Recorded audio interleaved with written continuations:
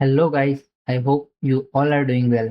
I'm CA Rusi and in today's video I'm going to tell you 45 days exit strategy to clear your CA Inter exam in the September 2026 attempt. So let's begin.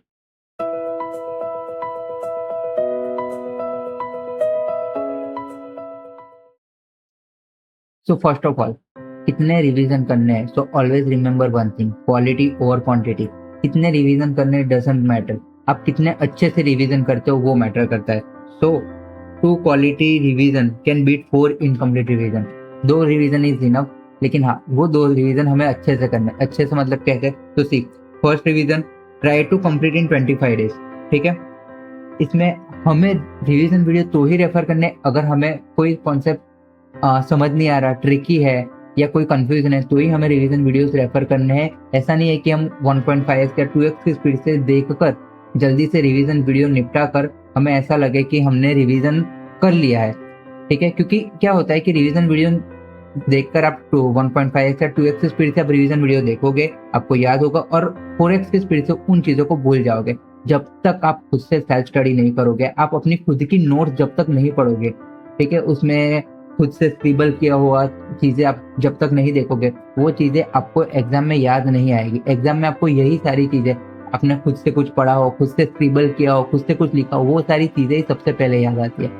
ठीक है, तो सबसे ज्यादा हमें main focus self study पर ही करना है. अगर कोई चीज सच में समझ नहीं आ रही तो ही हमें रिवीजन वीडियोस की हेल्प लेनी है. ठीक है, next concept with question answer. से कॉन्सेप्ट तो हमें करनी है लेकिन क्वेश्चन आंसर को हमें मिस नहीं करना है. ज्यादातर बच्चे क्या करते हैं, कॉन्सेप्ट देख के सोचते हैं कि कॉन्सेप्ट आ गए, इसके ऊपर से कोई भी क्वेश्चन बनेगा मैं हैंडल कर लूंगा, एग्जाम में देख लेंगे. लेकिन ऐसा नहीं होगा. जैसे जैसे आप क्वेश्चन आंसर करोगे आपको समझ आएगा कि किस टाइप के क्वेश्चन आंसर आ सकते हैं एग्जाम में.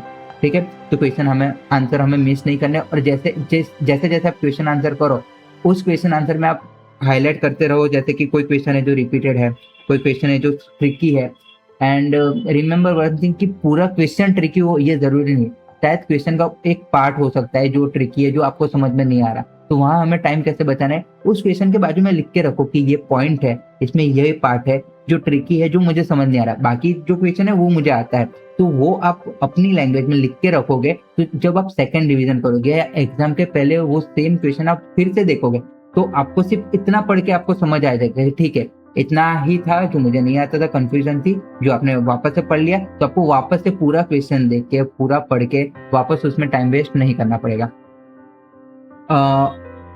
अगेन, अगर कोई क्वेश्चन है, कोई टॉपिक है, कोई कॉन्सेप्ट है जो आपको लगता है कि अगर मैंने ये एग्जाम के एक दिन पहले नहीं पढ़ा, ठीक है, तो मैं भूल जाऊंगा या मैं कुछ गलत करके आऊंगा, तो वहां पे भी अपने हिसाब से स्टार मार्क करके रखो, कुछ ना कुछ लिख के रखो, LDR लिख के रखो कि लास्ट डे रिवीजन, ये मुझे लास्ट डे पे एग्जाम हॉल में जाने से पहले देख के जाना है.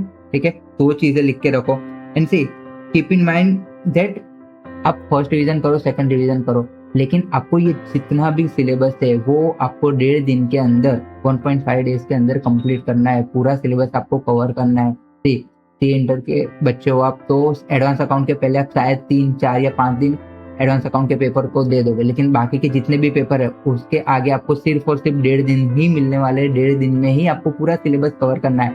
तो आपको उसी हिसाब से फर्स्ट एंड सेकंड रिवीजन करना है, उसी हिसाब से first and second revision plan करना है कि ताकि आप पूरा सिलेबस 1.5 डेज के अंदर कंप्लीट कर पाओ. तो वो चीज कैसे होगी, तो सी आप जब भी चैप्टर स्टार्ट करो तो ऑलवेज आपके पास स्टॉपवॉच रखो या फिर घड़ी रखो और उसमें मार्क करते रहो कि आपने चैप्टर कब स्टार्ट किया, कब खत्म हुआ. तो उससे क्या होगा कि से फॉर एग्जांपल आपने एक चैप्टर 2 घंटे के अंदर अभी कंप्लीट किया है, तो शायद सेकंड रिवीजन में आपको वो चैप्टर, आप खुद को एक टाइमलाइन दोगे कि ये मुझे 1.5 घंटे या 1 घंटे के अंदर कंप्लीट करना है. जब वो सेकंड रिवीजन में उतने टाइम में कंप्लीट करोगे, तब जाके आप एग्जाम के पहले शायद उसको आधे या पौने घंटे के अंदर कंप्लीट कर पाओगे. अगर आपके पास से रिकॉर्ड नहीं है कि मैंने फर्स्ट रिवीजन में कितना टाइम दिया था, तो सेकंड रिवीजन में या शायद हो सकता है कि एग्जाम के पहले 3-4 चैप्टर करने में ही आपका उतना ज्यादा टाइम निकल गया कि बाकी के चैप्टर में आप टाइम ही नहीं दे पाए. और ये काफी बच्चों को चीज होती है, तो ये चीज ना हो, इसलिए पहले से ही अभी जो आप फर्स्ट रिवीजन स्टार्ट करोगे उसमें ये सारी चीजें आप नोट डाउन करके रखना और ये सारी चीजें आप फॉलो करना. One more thing, chapter sequence. क्या होता है कि काफी सारे चैप्टर्स होते हैं जो एक दूसरे से इंटरलिंक होते हैं. तो उसमें कौन सा चैप्टर हमें पहले पढ़ना है, कौन सा चैप्टर बाद में पढ़ना है, कौन सा चैप्टर है जो आपको इजी लगता है, कौन सा चैप्टर है जो शायद छोटा है लेकिन आपके लिए थोड़ा कंफ्यूजिंग है। तो क्या होगा कि कुछ बच्चे क्या करते हैं कि बड़ा चैप्टर है या फिर कंफ्यूजिंग चैप्टर है पहले कर लेते हैं कि मैं पहले ये कंप्लीट कर लूंगा, बाकी सारे इजी है, बाकी सारे मैं अच्छे से कर लूंगा। लेकिन कभी कभी बड़े चैप्टर या कंफ्यूजिंग चैप्टर पहले करने में ही आपकी सारी एनर्जी ड्रेन हो जाती है, उसके बाद बाकी चैप्टर करने में शायद आप उतनी इफेक्टिवली नहीं कर पाओगे। तो वो चैप्टर सीक्वेंस आपको अपनी अंडरस्टैंडिंग के हिसाब से डिसाइड करना बहुत जरूरी है। जो फर्स्ट रिवीजन में ही जैसे जैसे आप चैप्टर करते जाओ वहां पे लिखते रहना कि कौन सा चैप्टर इजी लग रहा है, कौन सा हार्ड लग रहा है, कौन से बाद आप कौन सा चैप्टर करोगे तो आपको ज्यादा अंडरस्टैंडिंग मिलेगी। ठीक है, see at least 1 full syllabus mock test आपको लिखना ही है।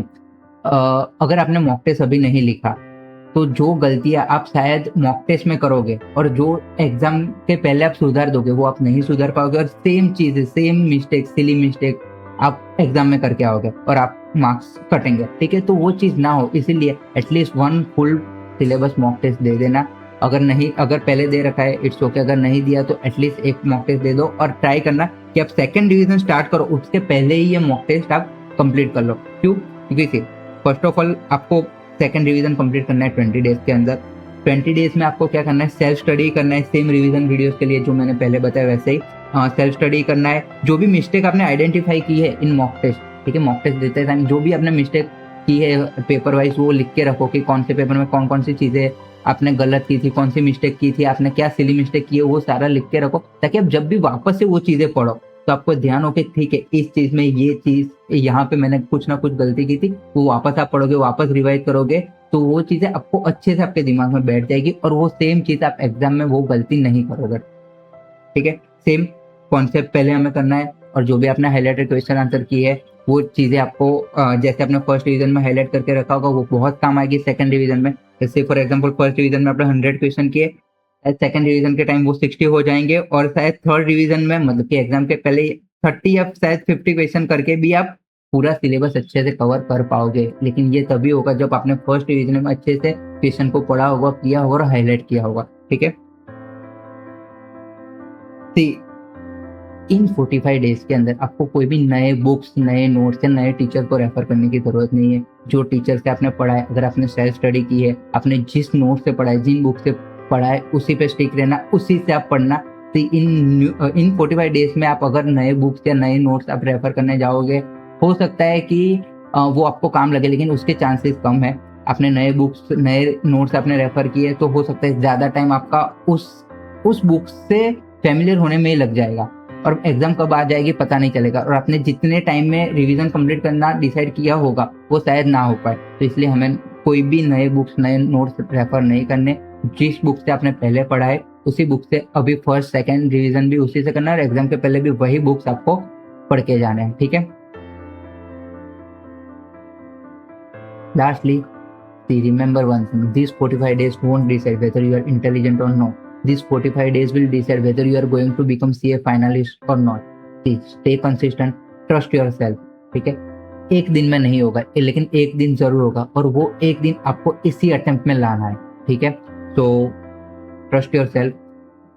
हार्ड वर्क तो करना ही है लेकिन उसके साथ स्मार्ट वर्क भी करना है। स्ट्रेटेजी मैंने जैसे बताई आप फॉलो कीजिए। इसके अलावा आपको कोई भी डाउट हो, कोई भी क्वेश्चन हो, आप मुझे कमेंट में पूछ सकते हैं। ये नोट्स अगर आपको चाहिए तो मैं आपको टेलीग्राम चैनल पे प्रोवाइड करवा दूंगा जिसकी लिंक मैं वीडियो के डिस्क्रिप्शन में दे दूंगा। उसके अलावा भी कोई क्वेश्चन है तो आप मुझे टेलीग्राम चैनल पर भी पूछ सकते हो। ठीक है, दैट्स ऑल फॉर टुडे।